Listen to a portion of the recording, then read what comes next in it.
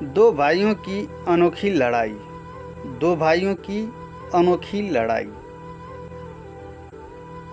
जज पाटिल साहब हमेशा की तरह वक्त पर कोर्ट पहुंच गए थे और अपने सामने पड़े ढेर सारे केसों की फाइल देखकर हमेशा की तरह उनका मन उदास हो गया था। जब से वे जज बने थे, उन्होंने हजारों केस की सुनवाई की थी और इन सब में मारा मारी, धन दौलत, जमीन के लिए लड़ाई, स्त्रियों के लिए लड़ाई, चोरी चकारी, लूटपाट, इन सब के अलावा और कुछ खास नहीं होता था। अपने रूटीन के हिसाब से उन्होंने अपने सामने पड़ी फाइलों को चेक करना शुरू किए। तीसरी फाइल उन्होंने उठाई ही थी और उस पर उनकी नज़रें टिक गई। उन्हें यह केस बाकी सबसे अलग और ख़ास लगा। उन्होंने इस फाइल को पूरा पढ़ डाला। यह केस एक छोटे भाई ने अपने बड़े भाई पर किया था और केस करने का कारण था मां की कस्टडी पाना। पाटिल साहब जी ने सबसे पहले इसी केस की कार्रवाई करने का फैसला किया। कोर्ट में सब हाजिर हो गए। जज ने सबसे पहले छोटे भाई को अपनी बात रखने का मौका दिया। छोटे भाई ने कहा, जज साहब, मेरी उम्र 50 वर्ष है और मेरे बड़े भैया की उम्र 60 वर्ष है। हमारी माँ जो 90 साल की है, वह बड़े भाई के साथ ही रहती है, लेकिन अब मैं चाहता हूँ कि माँ बाकी का बचा समय मेरे साथ रहकर बिताए। माँ की सेवा करने का मौका अब मुझे मिलना चाहिए। मैंने बड़े भैया को काफ़ी समझाया कि अब आपकी भी उम्र हो चली है, अब आपकी सेहत भी अच्छी नहीं रहती और आप दिल के मरीज भी हैं।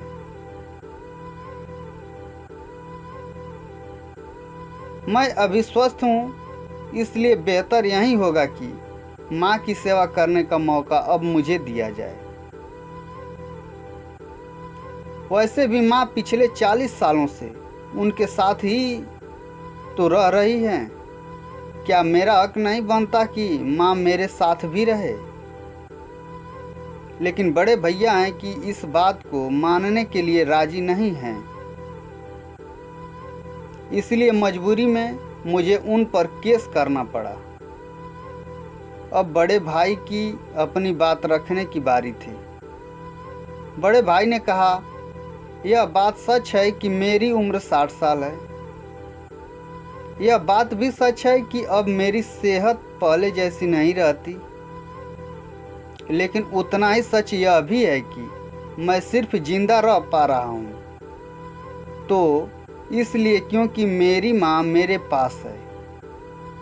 चाहे मेरी सेहत कितनी भी खराब हो, चाहे मेरी जिंदगी नर्क जैसी हो, लेकिन मेरी माँ मेरे पास होने की वजह से वही तकलीफ़ों भरी जिंदगी स्वर्ग जैसी बन जाती है।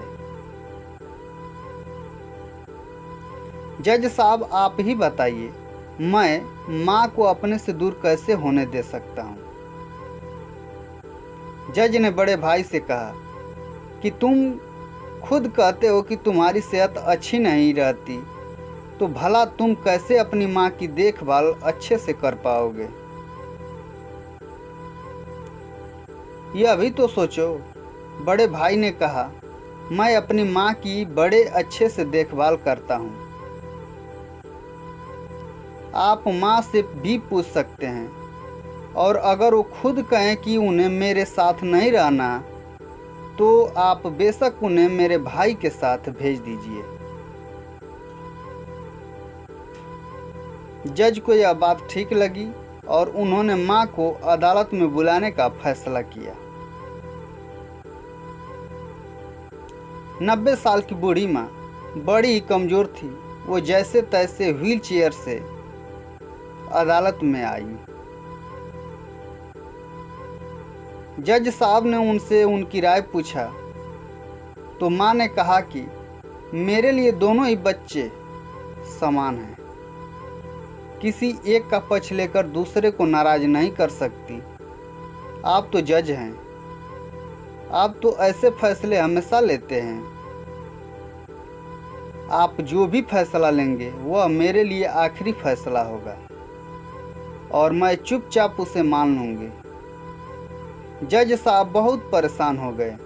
उन्होंने अपनी पूरी जिंदगी में ऐसा अनोखा केस कभी नहीं देखा था।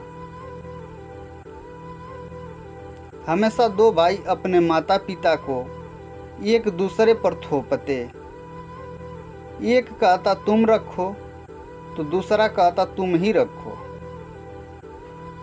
जज का आश्चर्य तब और भी ज्यादा बढ़ गया जब उन्हें पता चला कि माँ के पास दोनों बेटों को वसीयत में देने के लिए फूटी कौड़ी भी नहीं थी।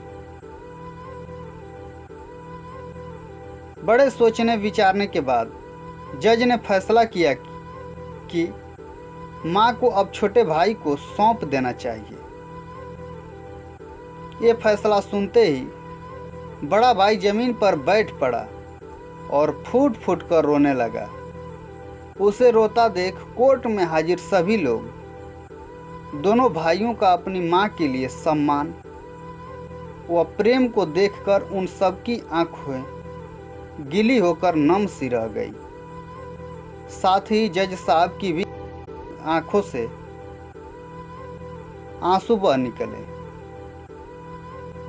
दोस्तों, आपने भाई भाई की लड़ाई बहुत देखी होगी, लेकिन जैसे इन दोनों भाइयों ने अपनी माँ के लिए लड़ाई की वैसी अनोखी लड़ाई कभी नहीं देखी होगी।